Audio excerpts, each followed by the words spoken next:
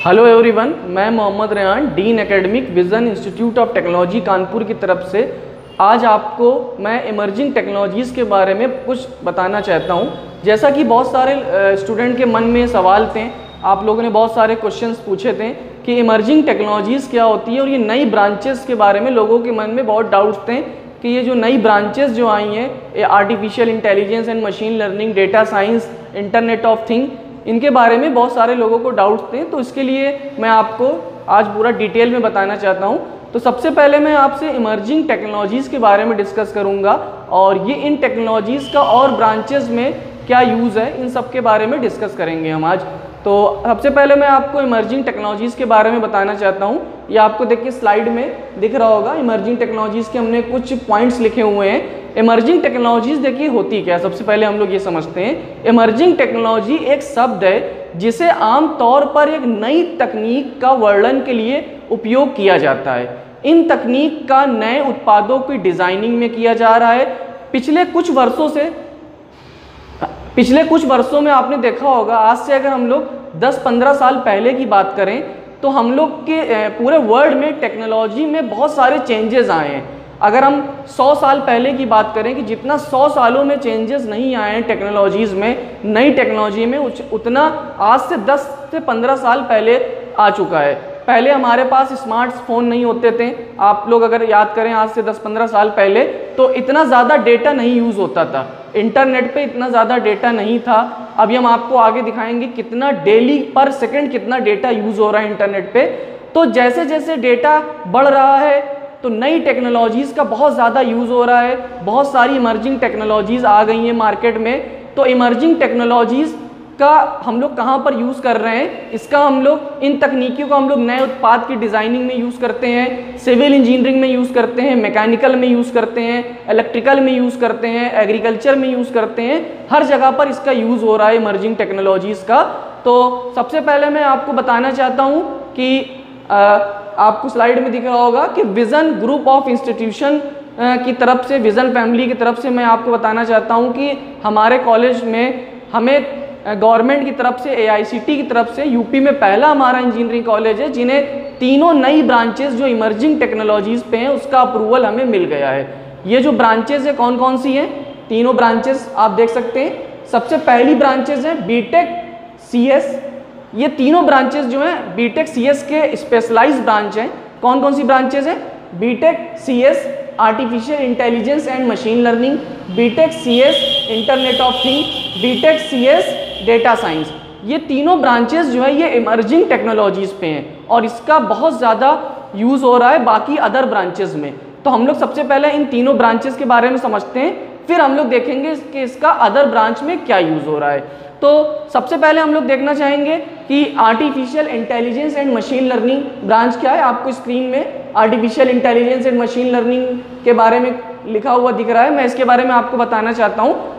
ये जो artificial intelligence and machine learning है इसका बहुत ज़्यादा यूज़ हो रहा है हर एक जगह पर। अब ये आर्टिफिशियल इंटेलिजेंस मशीन लर्निंग है क्या, अगर आप इसमें एडमिशन लेते हैं, अगर कोई बच्चा इस ब्रांच से BTech करना चाहता है तो उसके मन में सवाल होता है कि हमें इसमें क्या पढ़ाया जाएगा, क्या सिलेबस होगा, हमें कहाँ पर जॉब मिलेगी, हमें किस कंपनी में हमें जॉब मिलेगी। आप लोगों को ये सारा डाउट्स होता है। तो हम artificial intelligence and machine learning के बारे में आपको बताना चाहते हैं। देखिए, artificial intelligence and machine learning ये जो टेक्नोलॉजी है, आर्टिफिशियल का मतलब होता है, आर्टिफिशियल इंटेलिजेंस का मतलब कि हम कृत्रिम बुद्धिमत्ता, हम लोग कंप्यूटर को ऐसा डेवलप करते हैं कि वो इंसान की तरह सोच सके और इंसान की तरह उसके पास माइंड हो। तो इसको हम लोग बोलते हैं आर्टिफिशियल इंटेलिजेंस। इसी तरह मशीन लर्निंग की अगर हम लोग बात करें, मशीन लर्निंग का मतलब होता है कि कंप्यूटर को हम लोग सिखाते हैं, जो मशीन होती है उसको हम लोग पैटर्न दे के सिखाते हैं कि जिससे वो किसी भी चीज़ को समझ सके। जैसे फॉर एग्जाम्पल मान लिया कि हमारे पास एक बकेट है, इसके अंदर 4 टाइप्स के फ्रूट हैं। मान लीजिए एप्पल है, केला है, आपका अंगूर है, संतरा है। अगर हम मशीन से ये कहें कि आपको इसमें से ये पहचानना है कि कौन सा फ्रूट है, हम तो बड़ी आसानी से पहचान सकते हैं। लेकिन अगर मशीन को पहचानना हो तो मशीन कैसे पहचानेगी?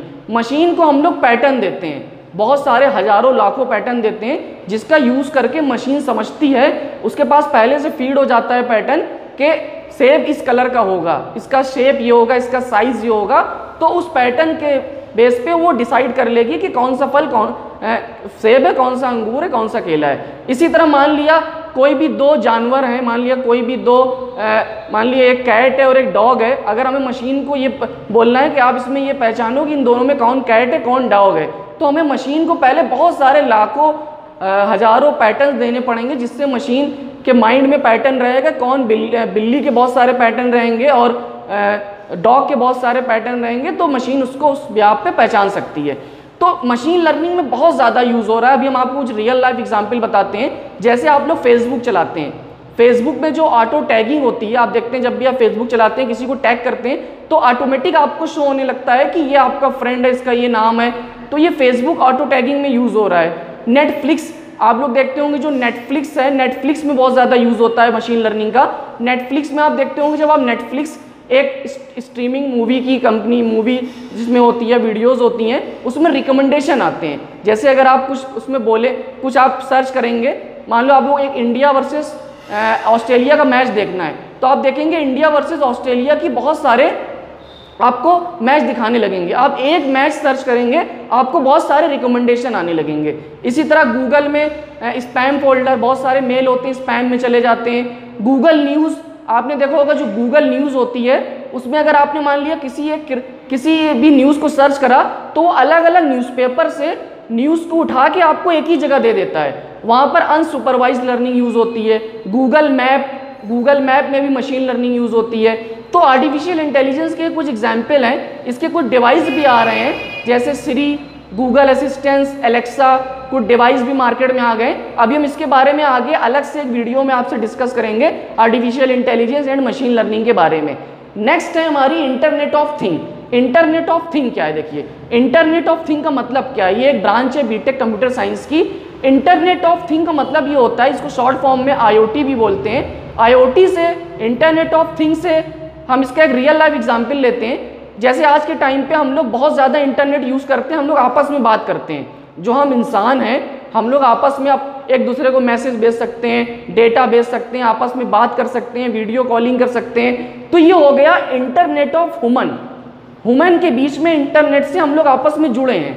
जो इंसान है वो इंटरनेट से आपस में जुड़े हैं। लेकिन अगर हम लोग डिवाइस को इंटरनेट से जोड़ दें तो उसको हम लोग बोलेंगे इंटरनेट ऑफ थिंग। IoT से सभी इलेक्ट्रॉनिक डिवाइस को इंटरनेट के माध्यम से हम लोग आपस में जोड़ देते हैं। तो इस प्रोसेस को बोलते हैं इंटरनेट ऑफ थिंग। इसमें क्या होता है कि डिवाइस जो होते हैं वो आपस में कम्युनिकेट भी कर सकते हैं, आपस में डेटा भी भेज सकते हैं। इसमें सेंसर्स होते हैं, सेंसर के थ्रू मॉनिटरिंग होती है। तो अब हम लोग देखिए इसका कहाँ पर यूज़ हो रहा है, इसका एप्लीकेशन कहाँ है। सबसे पहला एप्लीकेशन है पेशेंट मॉनिटरिंग सिस्टम। हॉस्पिटल में कैसे यूज़ होता है, हॉस्पिटल में कैसे इंटरनेट ऑफ थिंग का डॉक्टर यूज़ करेंगे। फॉर एग्जांपल मान लिया कि एक घर है जहाँ पर एक कोई बंदा है जो बीमार है, मान लिया उसने एक बैंड लगा रखा है कि वो बैंड उसके हार्ट से कनेक्टेड है। वो ये रीड करता है कि अगर उस बंदे को हार्ट अटैक का कोई भी सिम्टम्स है या उसको ऐसा लगने लगा है बैंड को कि ये इंटरनेट ऑफ थिंग से कनेक्ट होगा, तो वो ये चेक करेगा कि क्या इनको हार्ट अटैक तो नहीं आने वाला है। अगर उसको उस डिवाइस को ऐसा लगेगा तो वो पेशेंट्स की जो इन्फॉर्मेशन होगी वो कोई भी नियरेस्ट हॉस्पिटल, जो भी नियरेस्ट हॉस्पिटल होगा उसके पास एक इंस्ट्रक्शन चला जाएगा कि इस पेशेंट को हार्ट अटैक होने वाला है, तो वो तुरंत एम्बुलेंस को भेज देगा और डॉक्टर पहले से ही प्रिपेयर हो जाएंगे कि हमें इस हार्ट अटैक के जो मरीज़ आने वाला है इसको हमें दवा देनी है, इसको हमें ठीक करना है, इसको उस हिसाब से हमें सेटअप करना है। तो ये जो मॉनिटरिंग सिस्टम है, पेशेंट मॉनिटरिंग सिस्टम, इसमें भी IoT का बहुत ज़्यादा यूज़ है। इसको भी आगे हम लोग डिटेल में बात करेंगे। स्मार्ट होम, जैसे हमारे घर हैं, हम लोग उसको स्मार्ट बना सकते हैं। हमारे घर में AC लगी होती है, हम लोग अपने घर में जाने से पहले AC को बंद कर सकते हैं इंटरनेट ऑफ थिंग से। हमारे मोबाइल से ही कनेक्ट रहेगा वो।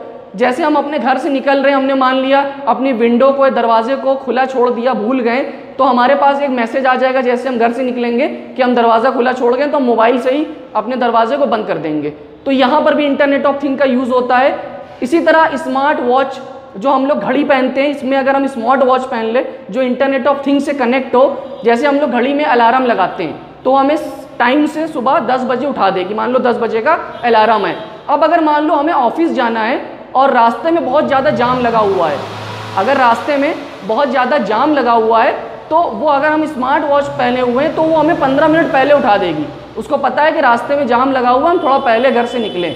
तो यहाँ पर भी इंटरनेट ऑफ थिंग का यूज़ होता है। इसी तरह सीसीटीवी कैमरा को हम लोग अपने मोबाइल से मॉनिटर कर सकते हैं, वहाँ पर भी इंटरनेट ऑफ थिंग का यूज़ हो रहा है। आरजीबी एलईडी लाइट में भी इंटरनेट ऑफ थिंग का यूज़ हो रहा है। तो बहुत जगह पर इंटरनेट ऑफ थिंग का यूज़ हो रहा है। इसको अभी हम लोग आगे वीडियो में अच्छे से डिटेल में, हर एक ब्रांच की हमने अलग सी वीडियो बनाई है, उसमें हम आगे डिस्कस करेंगे, ये हम आपको शॉर्ट में बता रहे हैं।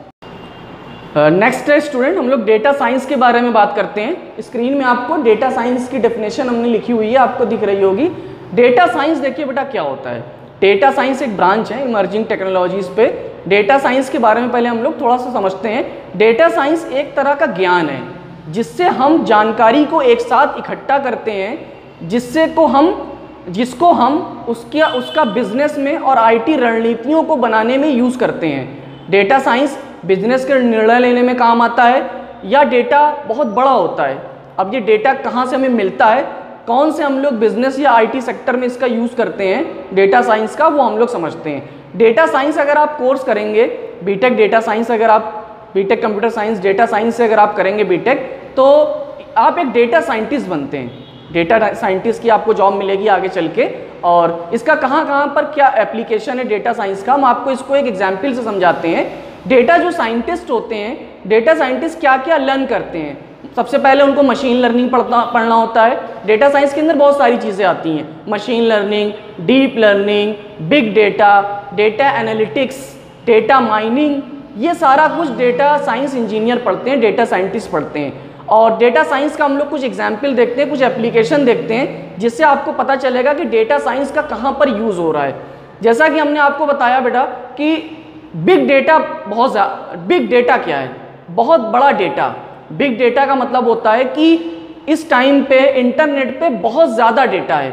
अगर हमने आपको बताया आज से अगर हम लोग 10-15 साल पहले की बात करें तो इतना ज़्यादा डेटा नहीं होता था, इंटरनेट इतना ज़्यादा लोग नहीं यूज़ करते थे, इतने मोबाइल फ़ोन नहीं थे। लेकिन इस टाइम पे इंटरनेट पे बहुत ज़्यादा डेटा आ चुका है, पर सेकंड बहुत ज़्यादा डेटा यूज़ हो रहा है। तो डेटा साइंस इंजीनियर की बहुत डिमांड हो रही है।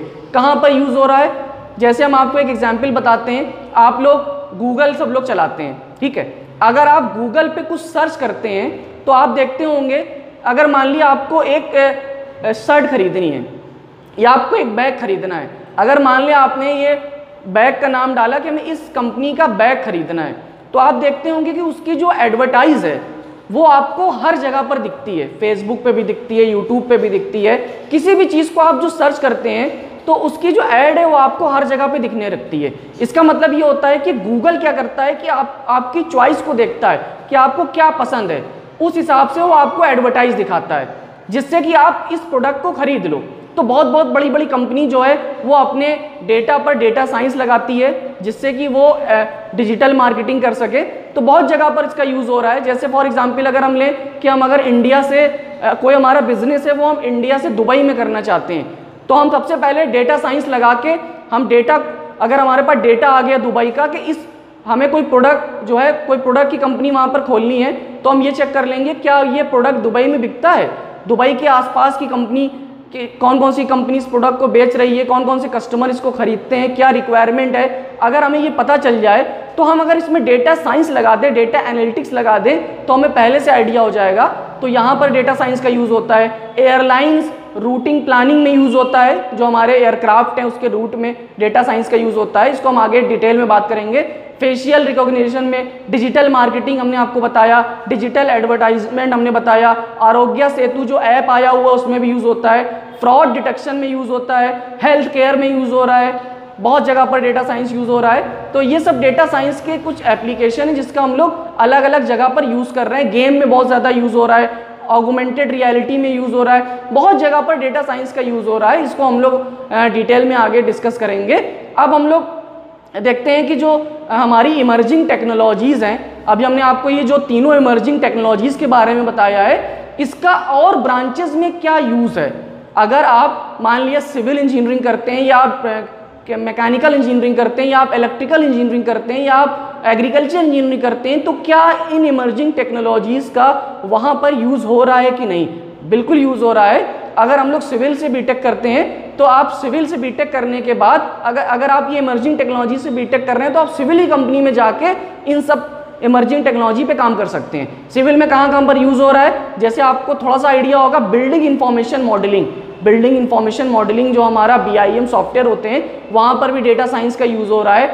Use of drone and aerial imaginary, drone के बारे में आपने सुना होगा, अभी प्रधानमंत्री ने भी एक योजना निकाली है, स्वामित्रा योजना, जिसके तहत 1 लाख गांव की मैपिंग की जा रही है ड्रोन के थ्रू।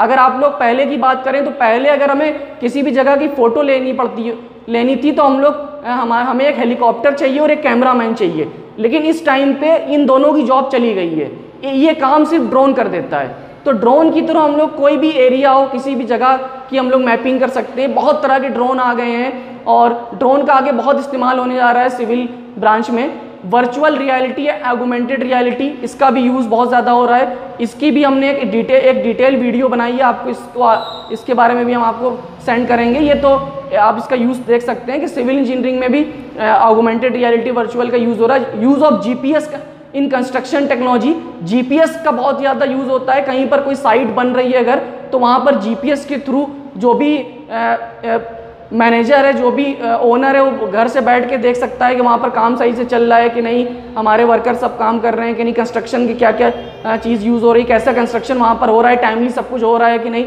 एडवांस बिल्डिंग मटेरियल, ये भी इमर्जिंग टेक्नोलॉजी है। मॉड्यूलर कंस्ट्रक्शन, ये भी इमर्जिंग टेक्नोलॉजी है। काइनेटिक फुटफॉल, इसमें हम लोग एनर्जी जनरेट करते हैं। Autonomous construction use machinery, photo voltaic glass, इसमें भी यूज़ हो रहा है। तो ये सिविल में बहुत ज़्यादा यूज़ हो रहा है। सिविल जो ब्रांच है वहाँ पर भी इमर्जिंग टेक्नोलॉजीज़ का बहुत यूज़ हो रहा है, जिससे कंस्ट्रक्शन को बहुत ईजिली हो सके, मैनेजमेंट बहुत ईजिली हो सके, आसानी से हम सारा डेटा हमारे पास आ सके, हम घर बैठे सब चेक कर सकते हैं। कंस्ट्रक्शन में इमर्जिंग का यूज़ करके कंस्ट्रक्शन बहुत अच्छी तरह आसानी से और अच्छा हो जा रहा है। एग्रीकल्चर में क्या यूज़ हो रहा है इमर्जिंग टेक्नोलॉजी का, बहुत जगह पर यूज़ हो रहा है। जैसे अभी हमने आपको एरियल इमेज के बारे में बताया था, ड्रोन के थ्रू हम लोग लेते हैं, तो इससे ड्रोन से हमारी पूरी एरियल इमेज हो जाती है, जिससे हम जहाँ पर एग्रीकल्चर का में जो भी काम करना है वो बहुत ईजिली हम लोग कर सकते हैं। प्रिसिशन फार्मिंग में यूज़ हो रहा है। ऑटोनोमस ट्रैक्टर आ चुके हैं, पहले जो ट्रैक्टर थे उससे एडवांस ट्रैक्टर आ चुके हैं। ऑटोनोमस रोबोट आ चुके हैं। इसके अलावा smart irrigation system, smart irrigation का बहुत यूज़ हो रहा है। एग्रीकल्चर रोबोट आ चुके हैं। हाई मिल्किंग मशीनरी आ चुकी है।